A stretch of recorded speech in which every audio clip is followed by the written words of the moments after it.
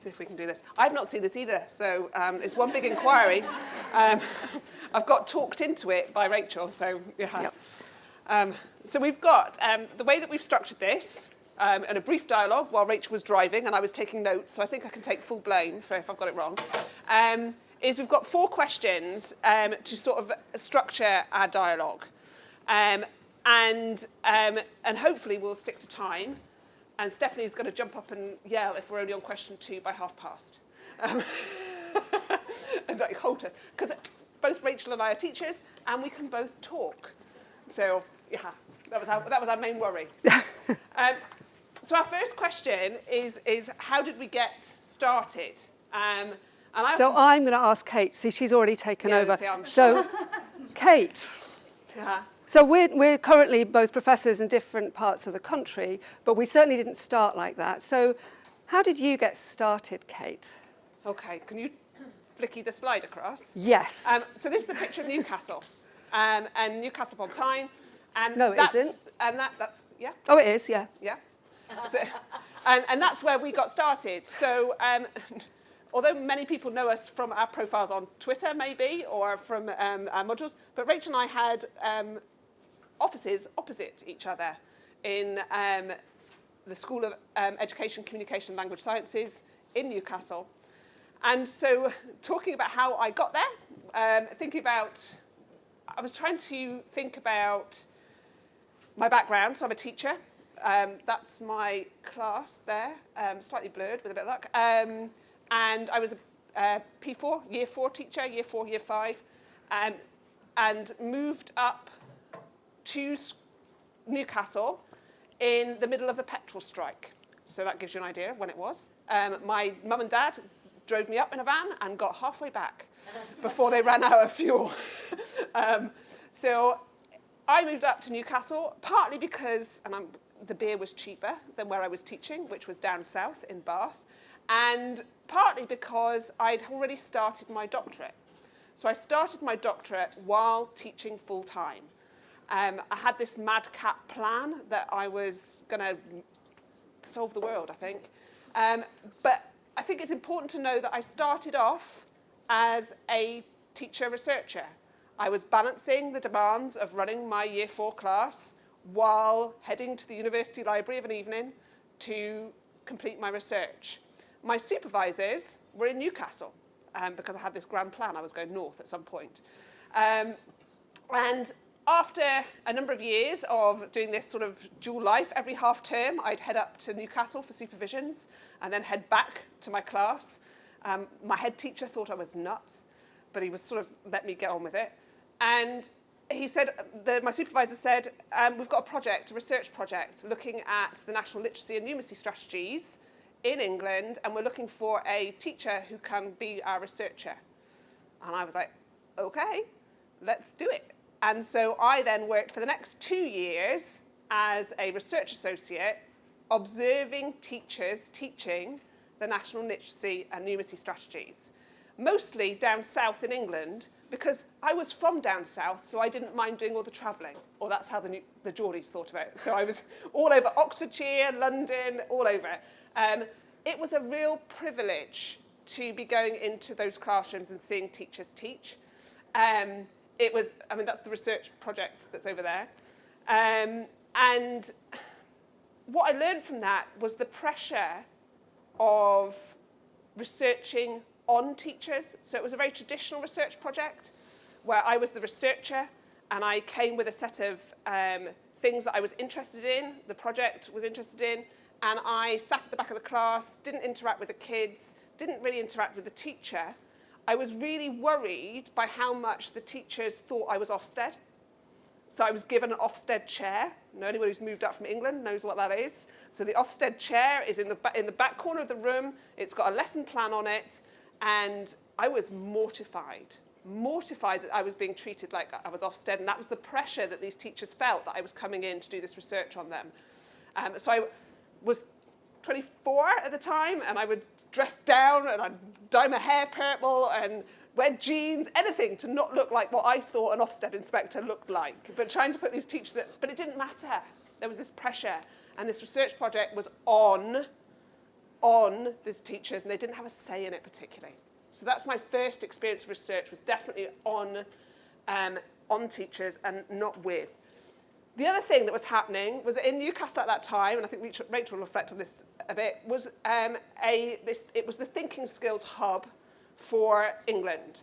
And there was a huge amount of knowledge being generated in our community that I was sort of on the edge of around how thinking skills could be developed. And these books, the Thinking Through series, were being published around that time and were being highly influential. And if you haven't seen them, I'd go look at them, they're brilliant. Thinking through history, thinking through geography, thinking through modern foreign languages, RS, primary school, really useful tools for thinking about thinking. And as a teacher, I was like, oh my gosh, I never even thought about thinking. I'd been so tied up with curriculum, and all my professional learning had been about curriculum, national literacy strategy, national numeracy strategy, told how to do it, that to be thinking about metacognition and learning was this stuff that totally blew my mind. And that's where I come. So Rachel, where do you come? How did you get here? Where did you come from? Yeah, okay. So I travelled to Newcastle for the first time probably a decade earlier than you, because I arrived in 1990 to start my PGCE. So this is the PGCE cohort of 1990. This is David Leet, who was my geography PGCE tutor. That's me, and there's the rest of the crew. And having travelled to Newcastle completely by chance, not because of any reputation the university had that I was aware of, but simply because I was, if you like, relocating somewhere where my then boyfriend, now husband, would be able to get easy work as an archaeologist. And Newcastle, in its kind of regeneration period, there was lots of archaeology, lots of digging, and also he was from the northeast, so it seemed like a good place to go. Having arrived at Newcastle, I then stayed in the city until 2017, and still actually kind of half live in the city or just outside the city. And the journey from here, 1990 PGCE, to here, which is 2015 PhD, is all bound up with the story of teaching thinking skills, teaching teachers, and thinking really hard about what we can do within a system that makes that system truly enabling, as opposed to a system which is flatlining. And that sounds terribly critical, but I think that sense that actually we need a system that enables everybody within it, and that requires all sorts of thinking, all sorts of practice, all sorts of doing, and I guess my journey mirrors that. So I found it really funny when I spotted Kate's this, not because these are funny books, I think they're good books, but because those books are photographed on my carpet in my office at Newcastle, and I don't know where you found that. I think I had it, but I found it on a Google search. Yeah, okay, well, that's interesting. And I remember photographing those books, because just a few years ago, actually, we were working with PGCE students on a module around teaching thinking skills and metacognition, and I was writing a blog that tried to explore that relationship, that journey, if you like, from the early work as a teacher that I was part of, because I was part of the Thinking Through Geography group, to the work that I was doing as a teacher educator. So I was curious that you found that photograph. So in between here and here, I was a secondary geography teacher. And I was a secondary geography teacher who joined the profession on the same day that the national curriculum kicked in England for geography. It had arrived the year before, I think, for core subjects, maths and English certainly, but for geography, I started on the same day as the national curriculum.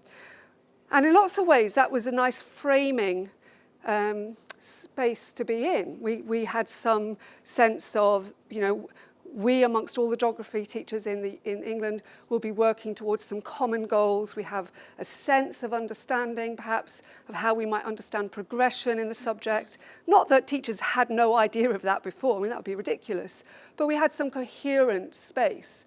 What we didn't have, however, was a space which really stimulated innovation. It was a space, actually, which kind of, it didn't deaden it, but it kind of occupied it. Often think about our work as teachers as being in a landscape, and I think about territory and tribes and occupation and stuff like that. So the national curriculum kind of crept out and occupied a space. What that then allowed, however, is for teachers to have to think differently about what they were teaching because it was mandatory. We had to reconsider curriculum. We had to reconsider not just the what we teach, but the why we teach it. And then what some of us really wanted to know was the how. So we were particularly interested not just in the curriculum, but in the pedagogy. And the space it did create was a space in which a group of teachers came together with David Leet, because geography was at the forefront of this, because David has always been an advocate and a worker in terms of metacognition and thinking skills, to actually create a community of teachers who worked for several years on the development of thinking skills materials within the new geography national curriculum. And although the national curriculum didn't go right the way through to sixth form, we did take our work right the way through to sixth form and also right the way down to primary. So I was very lucky to be in a place where things were happening, where conversations were being facilitated, that deliberately brought practitioners together in a space where we were curious because we had to grapple with this new framework, but also in many ways naive, because we were generally the teachers who were new. We weren't burdened by what had gone on in the past. We were in a space where we were able to scrutinise, think through, work collaboratively, and offer something back. And that's what we did. That was the beginning for me of being what I would say is sounds a bit grand, but a pracademic. So a sense that you are rooted in practice, that a lot of your learning comes from the experience of practice, but you look at that and you develop that and you think about that with some of the discipline of an academic. And I think that notion of a pracademic community, we would never have called ourselves that, but to some extent we were that. We were an emerging community. We were lucky as well that situated in Newcastle, we were next to Northumberland Local Authority. They were also very keen on developing metacognition in their curriculum. And as a result, as I moved from teaching in Durham to teaching in Northumberland as a new head of department, I was part of a new community of humanities teachers with a kind of 3-year project to keep rethinking that pedagogic approach, to develop materials for others, to share ideas. And that was a wonderful, again, space to be. And over time, what I was able to do was move from being a teacher to being a mentor of student teachers, to being a kind of temporary teacher educator. I used to do visiting lectures, a few visits now and again, to cover gaps, to becoming a PGCE tutor, which then allowed me to enter into the university more formally, which was when we met each other, which then over time, and I tell you 15 years of time, to working through an academic career to gaining a PhD. So it's a long journey, and I do feel ancient even recalling it, but it's been very much rooted in a focus on how can we enable and empower the learner who's the learner in our classroom, but also the learner who's the teacher. And we'll talk a little bit more about that. So, Kate, going back to those early days, inevitably we're shaped by our formative projects to some extent. We might run away from them, but that's still a shaping from them. You talked a little bit about your original research, but what are the most formative projects that you can share with us? Okay, so I think that listening to Rachel talk, that I have to, the confession, we discovered about halfway that I'm also a geography graduate, although I went into primary, so my national curriculum subject is geography.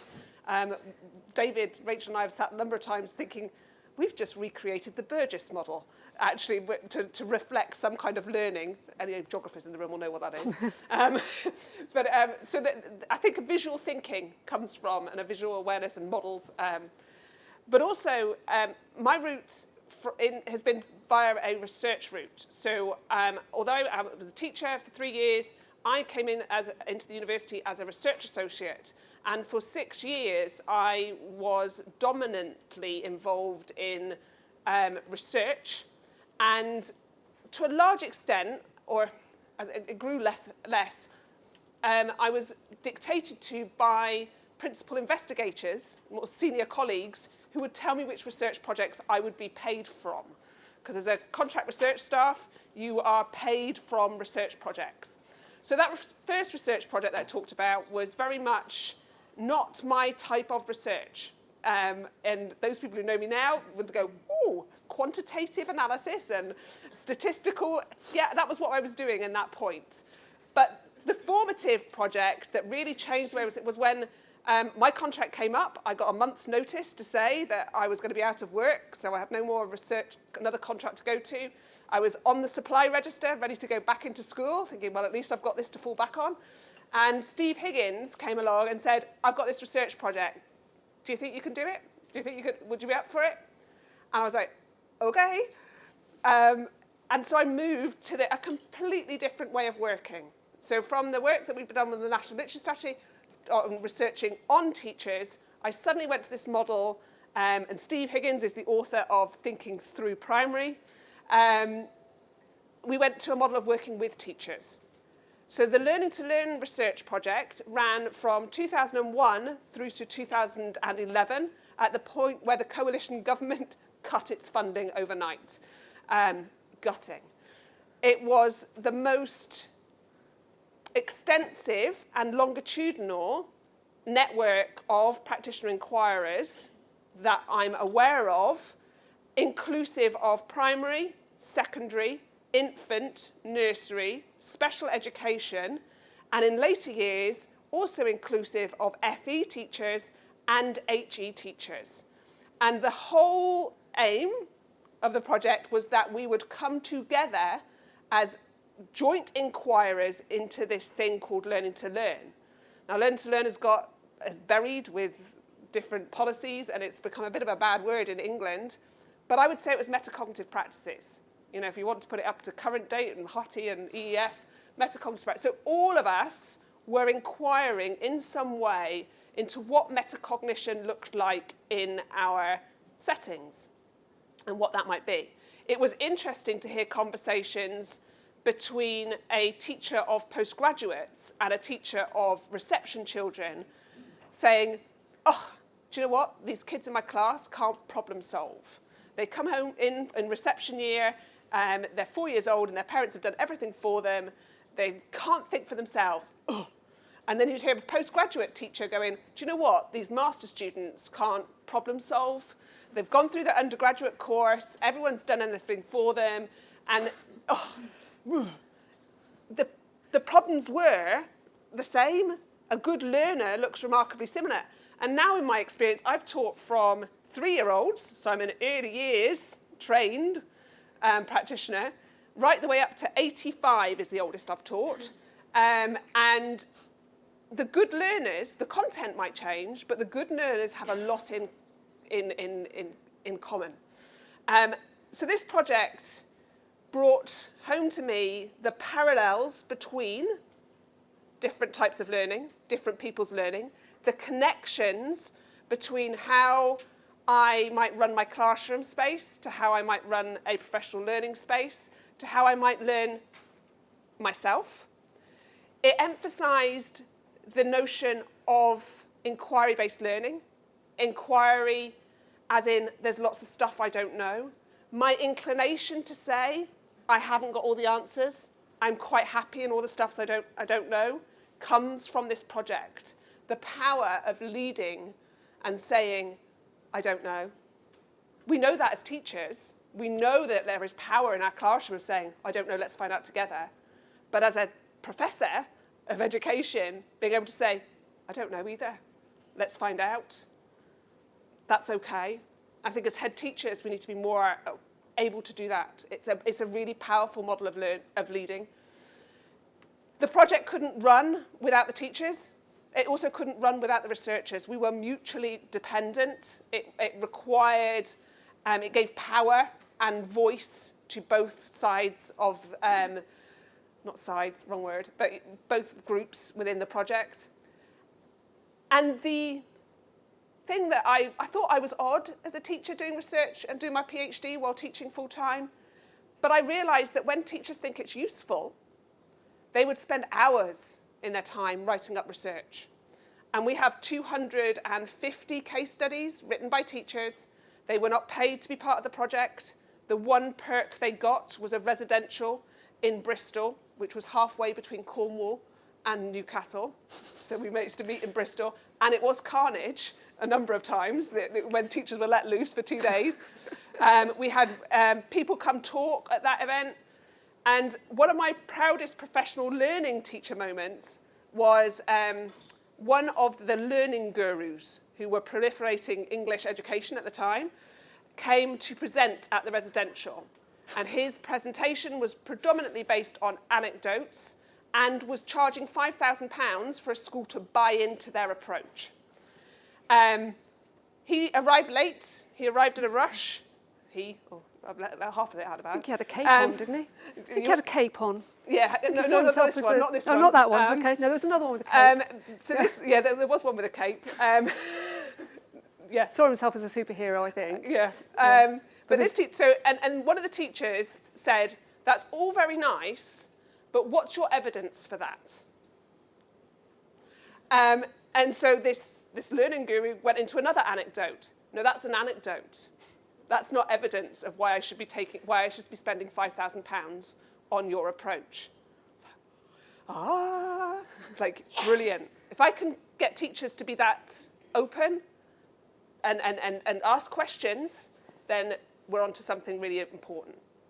So I think for me, there's a sense, if I just reflect on what I said a few minutes ago, of the importance of going into a space where you belong and where you are happy to become. So you join with people and you know that you are not the finished product, and you experience a sense of becoming each day, each week, each year. And I certainly experienced a sense of both belonging and becoming when I moved from being a secondary teacher, which was fantastic. I didn't ever think I'd change, really, into becoming a teacher educator.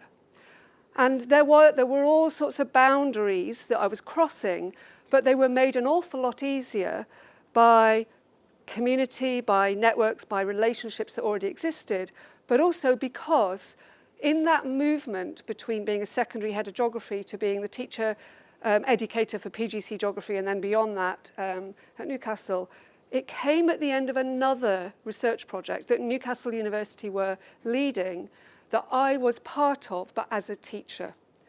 And it was a project all around how do we take these individuals who have been captured by and make sense of and can do some fantastic work in classrooms around metacognitive practice. How do we take them and preserve some of that capacity within the schools that they're working in and create that capacity and build a network within those schools so they're not just isolated in their own individual classrooms and departments. And I was one of the teachers who was part of the project, and one of my roles as that teacher was as a coach for other teachers in my school. I am actually a really practical person. In fact, I've actually been criticised by academic colleagues for being a bit too practical. You think about practicalities too much. And you kind of think, well, the world does have to run, and we have to be able to do things that are doable.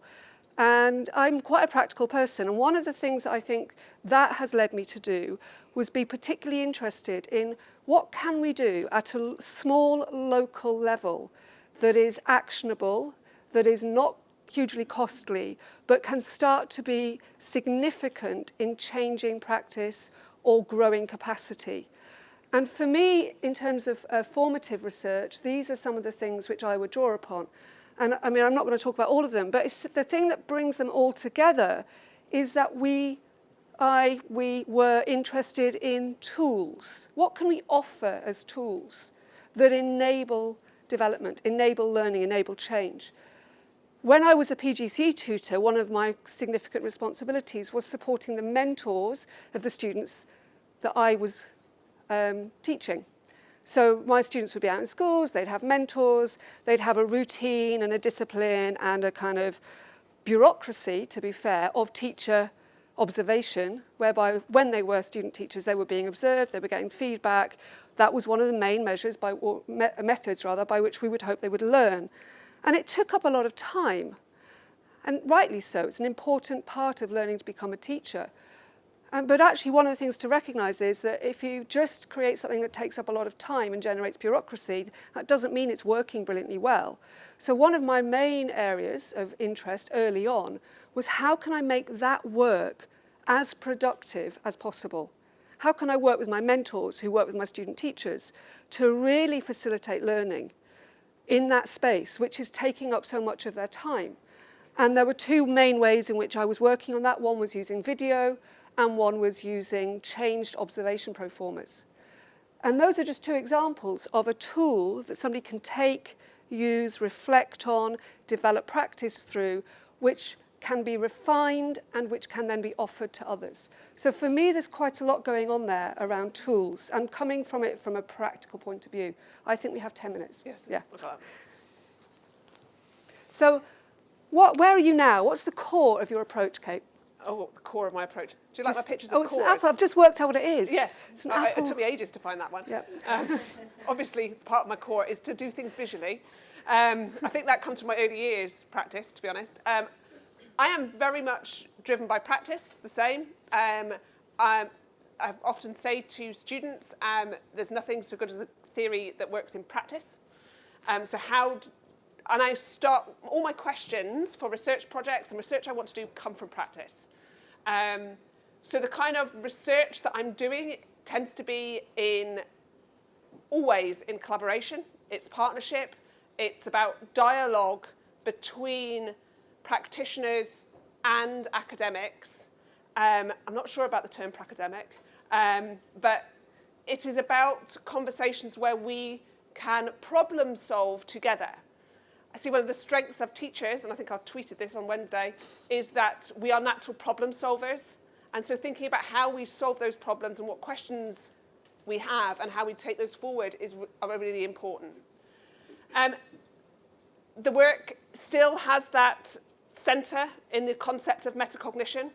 I think the concept of metacognition is becoming more and more important in my thinking about learning and about professional learning. I think too often metacognition becomes about our children, the students, the young people, but actually metacognition as a tool for thinking about professional learning is a really productive space. I think that practitioner inquiry as a model of reflecting back and doing something with that reflection, being strategic and moving forward, is metacognition in action. It is not the what you do, it's the why that you do it. And one of the things that comes out of our Newcastle background is our Bananarama principle. Yep. It's not the what you do, it's the why you do it. And I think to our age as well, Kate. Actually. Yeah, it does show our age. Yeah. Did you know it was Fun Boy 3? It wasn't. Yeah. Anyway, I was looking for pictures with the other them. day. They were together. Yeah. It's collaboration. Yeah. Yeah. Getting teachers to articulate why they do that thing. Why are you so wedded to that thing? Why do you believe that that thing works? What evidence supports why you do it? You know, so you can be robust. You can be quite forceful in pushing this thing you believe in. Because if you've got evidence to support it, I saw it in the Learning to Learn project. I saw head teachers tackle Ofsted with, we did this case study. This is why we do this thing. Newcastle University and Durham University say that they support our research. They backed up our research. We can give power to our rationale and, you know, back off Ofsted. We've got this. This is our evidence. This is why we're doing it. The other thing that dominates my work is about the culture of dialogue that supports this inquiry. Because inquiry on its own, if I look back to me as a teacher, I became quite dissatisfied with my experience of teaching. I think one of the reasons I left the classroom was because my real and my ideal nature of view of education became very much split. And I didn't have anyone to talk to about that. So how we talk. Now, these posters are from a project looking at how we talk with birth to 7, children birth to 7. But I have taken those and I think they work in the staff room. So how do we create a culture of inclusion? How do we deal with power dynamics in the staff room? Professional learning is not exactly the same. I think we need more play-based, to be honest. But there are ideas that will translate, and I did that in the Research Methods for Understanding Professional Learning book. In the last chapter, I take those ideas from early years education and apply them to the staff room. And I think that probably underpins where I'm at now. But lots of questions, I haven't solved it. I've actually forgotten what the question is. Core aspect, yeah, cores. Apple cores, yeah. So that's it. That's interesting. It's split the words. That didn't happen on the original. The thing I've mentioned once, but I haven't really drummed home yet, is how significant for me that very early experience of being a coach was, and how that has led me on an academic and practical journey of thinking about this opportunity for conversation that Kate mentioned. That sense that teachers can learn with and from each other in conversation, and also that their conversations need to go beyond the boundaries of the person next door, the convenient person to chat to. So for me, there's a very strong thread here around the quality of the conversations that we can enable, that we can encourage, that we can support, because in those conversations we can be very generative as professionals. So the sorts of things that I would say underpin my work, at the core of my work, is that genuine sense that it is worth being curious as professionals, that you need a permission sometimes to be curious or to voice that curiosity or to pursue that, but that's a good place to be. And you can be curious in many different ways, but we really need to maintain that as a principle. That actually, although often as a teacher we go into our classroom, we close the door and we get on with it, inevitably we are not just a single teacher, we are part of a collective, we are part of a profession, and the contribution that we make to the profession is not something that we can do in isolation. So working together is always of value. It doesn't mean that everybody is comfortable only and always working in collaboration, but there is a value to it, and it goes beyond the individual value. It goes to the building of the profession and the knowledge base that that profession relies upon. The fact that we have opportunities over time to sustain our inquiry. So we might start curious, but we need to keep refinding those spaces in which our inquiring minds are fueled and in which we do seek out the right evidence to help us to make sense of what we're doing and why it's working or not. And as Kate said as well, that sense that this is rooted in something. Yes, I'm quite a practical person, but it is rooted in a set of values and beliefs that I am prepared to be challenged over and that have absolutely altered and changed and developed, but guide my thinking. And I think teachers sometimes need, again, space to explore those values. And the last one here is that sense that we have something to offer. Education is a system. It's an ecosystem. It's a culture. It's a landscape. It's all sorts of things, lots of metaphors you can use for it. But we are the people who can enrich that. We don't need to wait for somebody else to do that for us. So the ways that we can enrich that include the simple conversations that we have, the more formal conversations that we have, the moments that we find to share, to question, to be on side with people, to gain a sense of solidarity through which we can develop. And then we're just going to round off with a kind of sense of where are we now and where is it going? And this is partly where we are now and where we're going. But Kate, where has your work taken you? Well, this was me in the Helix Park, so that's in the Helix Park. So where am I now? I'm in Falkirk most of the time. But I'm also in Scotland, and that was a deliberate move for me. It was a move out of England. It was a move for my son out of England. He is a P2, and he had an extra year in nursery in Scotland. I know that his primary teachers, although not having fun every day, and particularly not at the moment, they have more fun, and that is reflected on his education. He has not been tested, or not that he is aware of yet. In terms of my work, so in Scotland, I moved to Scotland because of the professional learning inquiry culture that was here. I was an external examiner at Stirling with Val before I was an external examiner at Strathclyde, and I saw the work that was coming out of the BAs in terms of inquiry and the kind of topics they were looking at, and I knew that the teachers in England weren't looking at that kind of thing, or not where I was working. And so it was following that and following that inkling. My work in Scotland has moved forward, and I enjoy the conversations I have. I never had these opportunities at Durham University that I have now to have conversations with teachers. beyond my modules where I taught in the university. But I'm enjoying that. So I have lots of questions. I don't think I have it answered, and that's a good thing. If ever I think I've got it answered, you have permission to slap me. But the areas of my work are this core idea of metacognition, and the bridges between theory and practice, between student learning and professional learning, the bridges between the nature of inquiry, practitioner inquiry, and inquiry-based approaches. I don't think it's coincidence that the teachers who do practitioner inquiry are more likely to do inquiry-based teaching in their classrooms. I think there is a bridge. I think there's a mirror effect from doing this kind of work. So bridges, and we were having a slide grid earlier at bridges, because you'll see on Rachel's slide in a moment. So Rachel, where are you heading now, apart from over a bridge as well? Okay. So I left Newcastle University 2.5 years ago. I was appointed as Professor of Teacher Education at Leeds Beckett University, which is a fundamentally different institution. And it's been extraordinarily eye-opening. And one of the reasons I went was because there was a job, Professor of Teacher Education. I never thought I'd really be bothered about being a professor. I'm not actually that fussed. But I thought if there's ever going to be a job that I can attach my name to, that's who I am. I am a teacher educator. And I want to be part of that community still. So that's where I went. Having got there, our dean, he'd appointed 3 new professors because the university was expanding its research capacity, said, well, what I need each of you to do is to set up a research centre. So could you come back to me next week and tell me what that looks like?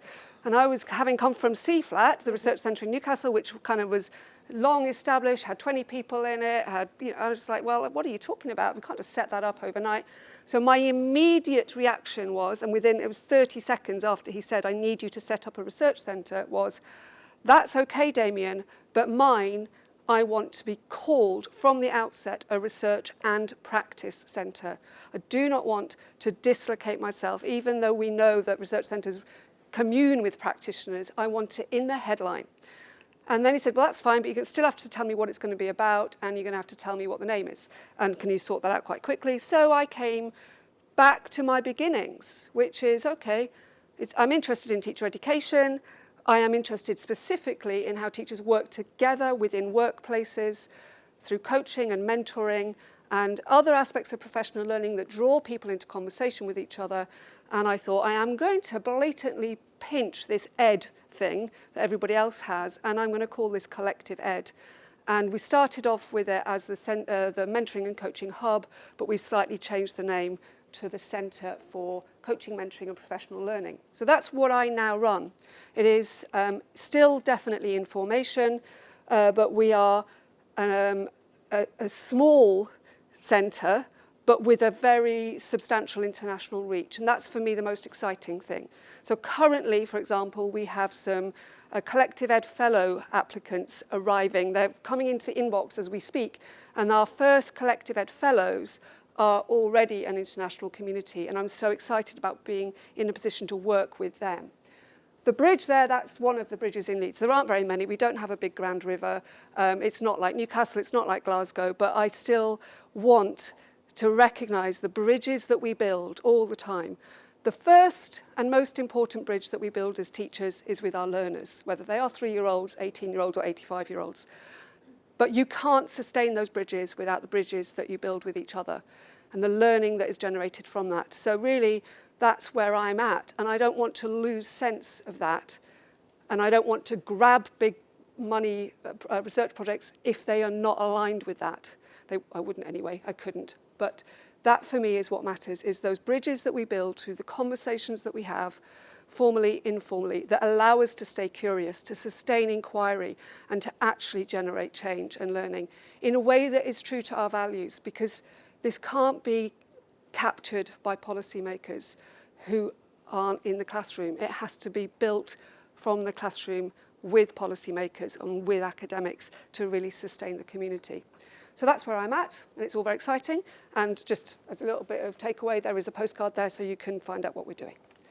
I aspire to have postcards. My note to Strathclyde. We're going to hand it. I hope that that's given you some idea of the kind of conversations we hope are going to continue today. Rachel and I don't agree on everything, We have quite a shared history, but we have taken it in different directions. We still have quite heated arguments about some things, and that's okay. I don't think agreement is what we're looking for today. We are looking for you to be honest. Do you remember that culture of we're looking for honesty? There's no power. The more radical ideas, if you get them down, maybe we'll be able to act on them. It's about saying what you really think, voice, as an important aspect of today. So although we might ask you to move about, please bear in mind, Steph's going to give you instructions in just a second, but it's not about trying to toe the line. It's not about saying what you think people want to hear.